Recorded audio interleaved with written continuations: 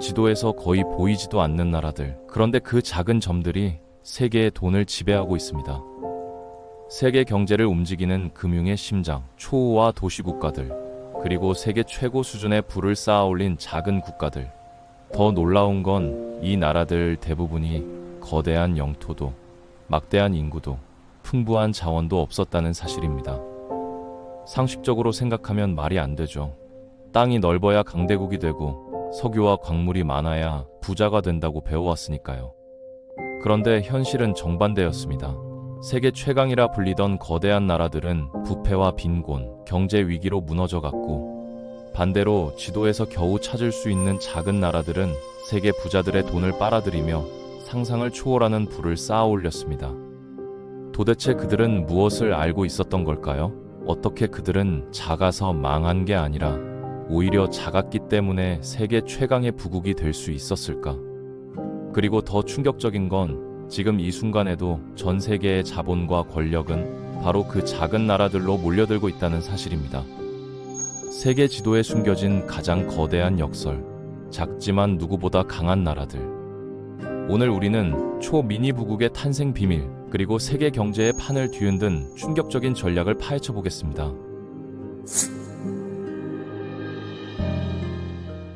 유럽 한복판에 아주 작은 나라 하나가 있습니다. 바로 룩셈부르크죠. 얼마나 작은지 감이 잘 안 오실 텐데요. 국토 면적이 제주도의 절반 정도밖에 되지 않습니다. 프랑스, 독일, 벨기에 같은 거대한 강대국들 사이에 겨우 끼어 있는 조그만 나라였죠. 그런데 믿기 힘든 사실이 하나 있습니다. 지금 이 나라 사람들의 1인당 국민소득은 세계 최상위권입니다. 그것도 몇 년째 꾸준히 말이죠. 더 놀라운 건 이 나라가 원래부터 부자였던 게 아니라는 점입니다. 오히려 1800년대 중반만 해도 유럽에서도 손꼽히는 가난한 농업국 중 하나였거든요. 주변 강대국 틈바구니에서 언제든 사라질 수 있다는 불안감 속에 살아야 했습니다. 나라가 너무 작다 보니 스스로 살아남을 방법조차 보이지 않았죠.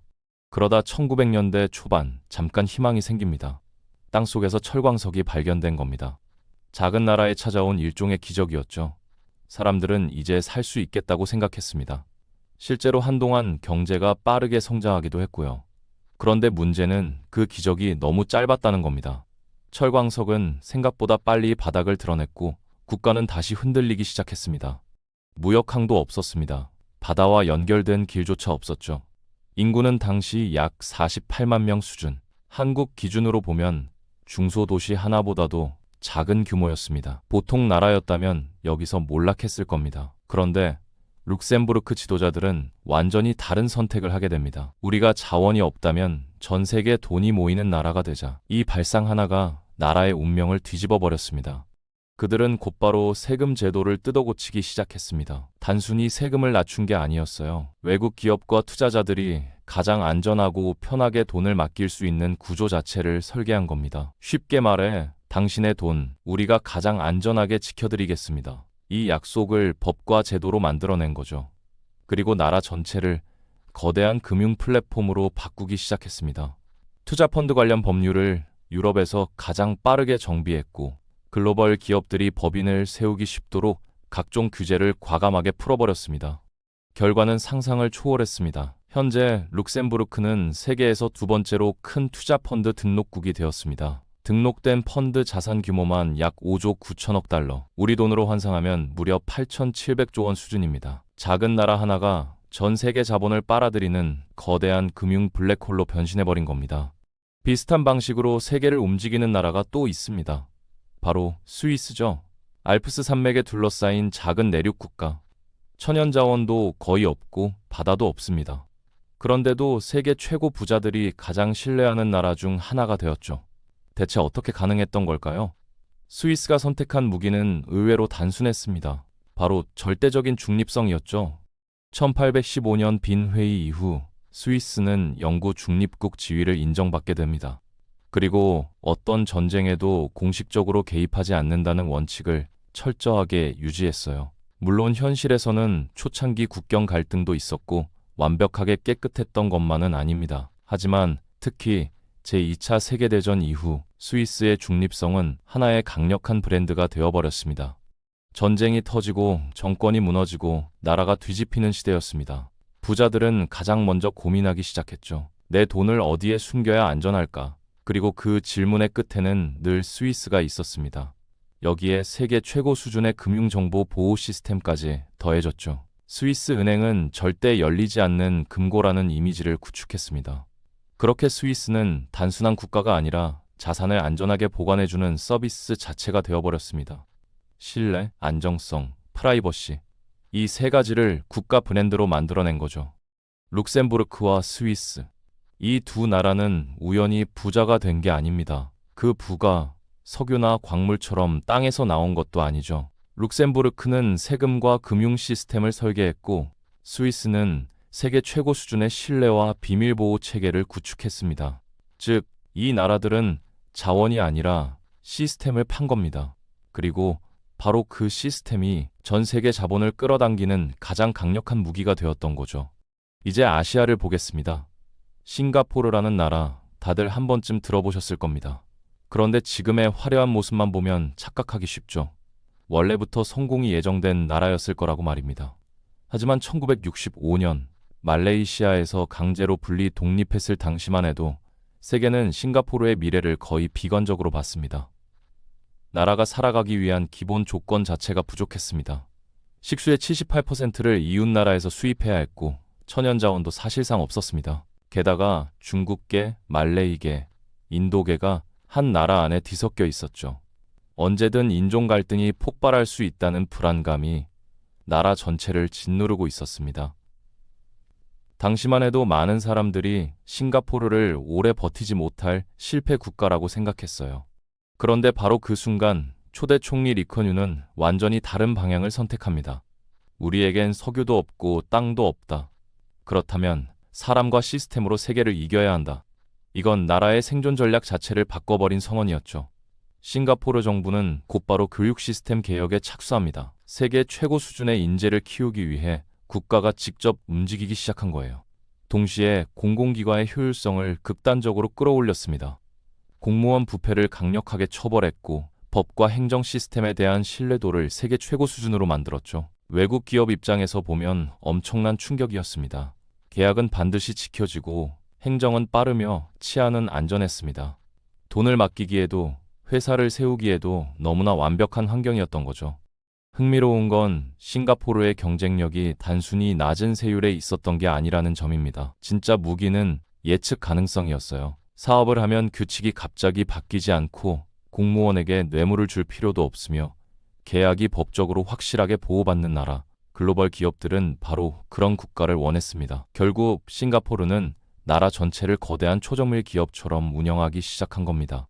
그리고 그 결과는 믿기 힘들 정도였죠. 작은 섬나라였던 싱가포르는 어느새 세계 금융과 물류의 핵심 허브로 성장했고 지금은 아시아에서 가장 강력한 경제국 중 하나가 되었습니다. 그리고 결정적으로 리커뉴는 이 모든 구조의 중심에 사람을 놓았습니다. 자원이 없는 나라라면 결국 사람 자체가 자원이 되어야 한다고 본 거죠. 교육에 막대한 투자를 했고 전 세계 인재들이 모여드는 시스템을 만들었습니다. 그렇게 싱가포르는 땅이 아니라 인간의 능력으로 성장한 국가가 되어버린 겁니다. 중동 끝없이 펼쳐진 사막 한가운데에도 또 하나의 기적 같은 나라가 존재하죠. 바로 아랍에미리트, 그리고 중심의 두바이입니다. 지금이야 초고층 빌딩과 초호화 도시 이미지가 너무 익숙하지만 원래 이곳은 작은 어촌 마을에 불과했습니다. 사람들은 진주를 채취하고 바다에서 물고기 잡으며 살아갔죠. 그런데 20세기 중반 운명을 뒤집는 사건이 벌어집니다. 사막 밑에서 석유가 터져 나온 겁니다.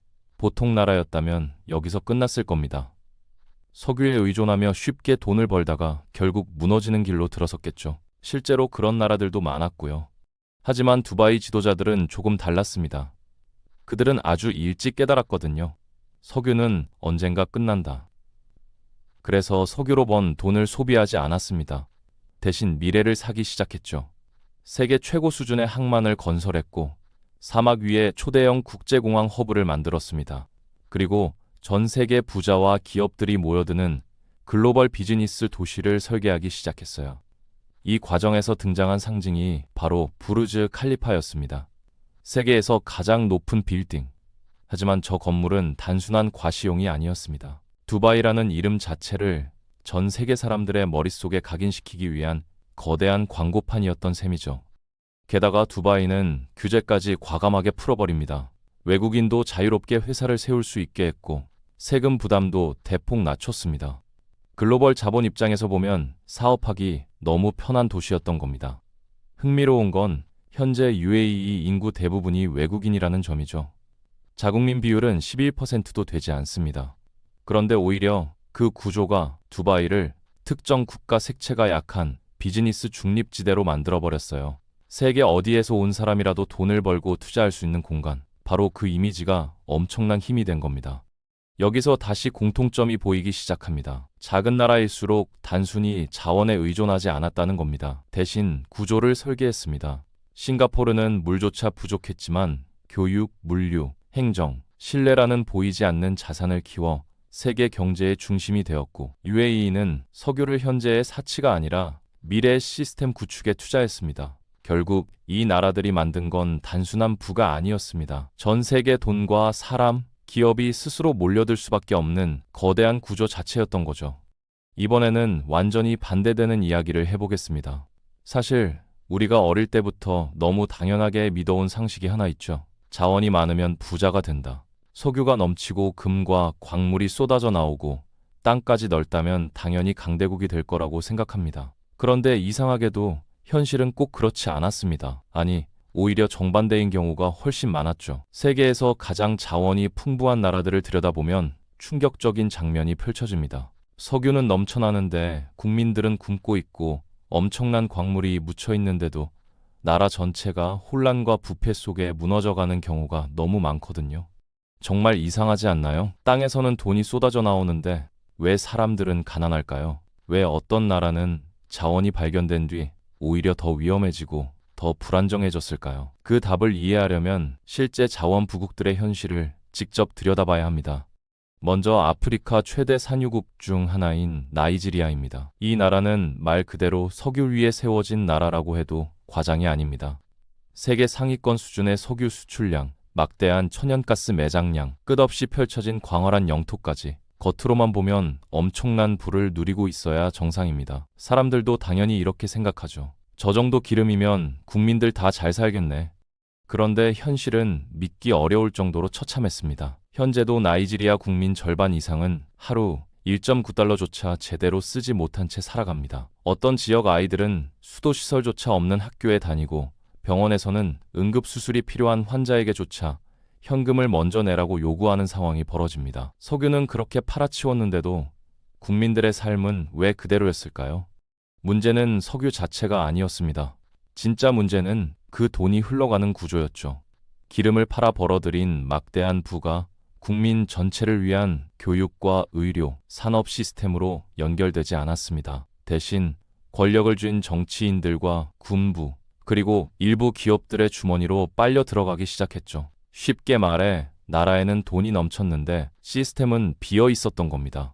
더 무서운 건 여기서부터입니다. 석유 수익에 의존하기 시작한 순간 정부는 국민에게 세금을 제대로 걷지 않아도 됐습니다. 원래 국가는 국민에게 세금을 걷고 그 대가로 도로를 만들고 학교를 세우고 치안을 유지해야 하죠. 그런데 석유가 모든 돈을 대신 벌어주기 시작하자 정부는 더 이상 국민 눈치를 볼 필요가 없어졌습니다. 국민보다 석유가 더 중요한 나라가 되어버린 겁니다.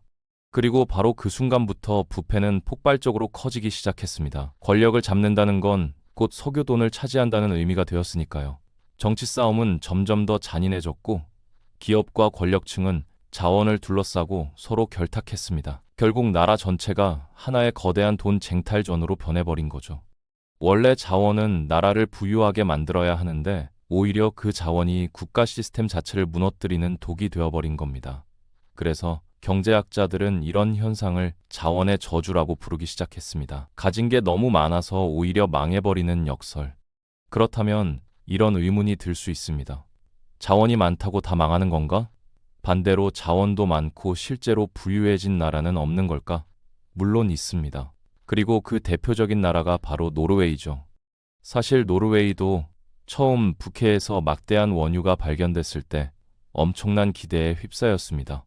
작은 나라에 갑자기 엄청난 돈이 떨어진 셈이었으니까요. 하지만 동시에 두려움도 컸습니다. 지도자들은 아주 중요한 질문을 던졌거든요. 이 돈을 잘못 쓰면 우리도 자원의 저주에 빠지는 거 아닌가? 실제로 세계에는 석유 때문에 무너진 나라들이 너무 많았으니까요. 그래서 노르웨이는 처음부터 완전히 다른 길을 선택합니다. 보통 나라들은 석유가 터지면 당장 그 돈으로 도시를 짓고 소비를 늘리고 정치권은 인기 얻기에 바쁘죠. 그런데 노르웨이는 정반대였습니다. 이 돈은 지금 세대만의 것이 아니다. 이렇게 판단한 겁니다. 그리고 석유로 벌어들인 대부분을 바로 쓰지 않고 국가 펀드에 차곡차곡 쌓기 시작했어요. 미래를 위해 저축한 거죠. 그렇게 탄생한 게 바로 지금 세계에서 가장 성공적인 국부 펀드로 평가받는 노르웨이 정부 연금 기금입니다. 쉽게 말하면 노르웨이는 석유를 단순히 소비한 게 아니라 국민의 미래 자산으로 바꿔버린 겁니다. 석유를 팔아번 돈으로 전 세계 기업과 자산에 투자했고 그 수익이 다시 국민들의 연금과 복지로 연결되는 구조를 설계했죠. 한마디로 땅속 자원을 미래 세대의 안정적인 현금 흐름으로 전환한 겁니다. 결과는 놀라웠습니다. 노르웨이는 자원 때문에 흔들린 나라가 아니라 오히려 자원을 이용해 더 강력한 시스템을 만든 나라가 되었죠. 같은 석유인데 어떤 나라에서는 국민들이 병원비조차 감당하지 못하고 어떤 나라에서는 국민 전체가 안정적인 연금 혜택을 받으며 살아갑니다. 이 차이를 만든 건 기름이 아니었습니다. 결국 핵심은 구조였던 거죠.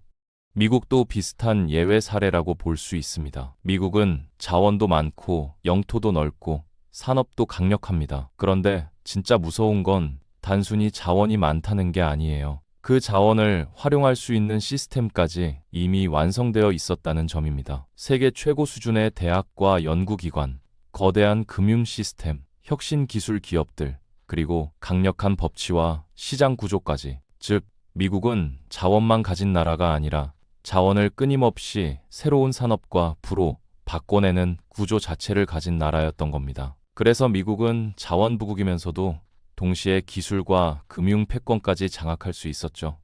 결국 여기서 아주 중요한 사실 하나가 드러납니다. 한 나라의 부를 결정하는 건 땅의 크기도 아니고 석유의 양도 아니었습니다. 진짜 중요한 건 그 자원을 어떻게 관리하고 어디에 투자하며 어떤 시스템으로 연결하느냐였죠. 즉, 부는 우연히 발견되는 게 아니라 설계되는 것이었습니다. 결국 이 모든 나라들은 하나의 사실을 증명해냈습니다. 세계를 움직이는 건 단순한 영토의 크기도 땅속 자원의 양도 아니라는 사실 말이죠. 룩셈부르크는 세금과 금융이라는 구조를 설계했고 스위스는 신뢰와 비밀 보호를 무기로 삼았습니다. 싱가포르는 사람과 시스템에 투자했고 두바이는 사막 위에 미래를 건설했죠. 노르웨이는 석유를 단기적인 돈이 아니라 미래 세대의 안정으로 바꿔냈습니다. 그리고 이 나라들의 공통점은 너무나 선명했습니다. 그들은 가진 것의 크기로 승부하지 않았습니다. 대신 어떤 구조를 만들 것인가에 모든 것을 걸었죠. 생각해보면 정말 놀라운 일입니다. 어떤 나라는 물 한 방울 없이 세계 금융의 중심지가 되었고 어떤 나라는 사막 한가운데서 세계 최고 부자들이 모여드는 도시를 만들어냈습니다. 반대로 어떤 나라는 석유 위에 앉아 있으면서도 국민들이 굶주렸죠.